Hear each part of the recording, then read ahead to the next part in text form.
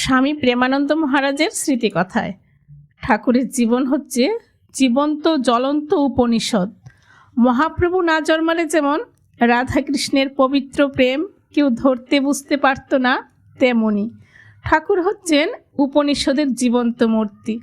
উপনিষদ তো লোকে বহুকাল হতে পড়ে থাকে ও মুখস্থ করে, বহুকাল থেকে চলেও আসছে। তবে কেন লোকে আমাদের মূর্খ নিরক্ষর ঠাকুরকে মানে, তার কথা বেদবাক্য বলে মানে? তিনি নিজে তো উপনিষদও পড়েননি, কিছুই না। তবে কি করে সেই জটিল ব্যাখ্যা সকল তিনি সোজা সিধে কথায় সকলকে বোঝাতেন?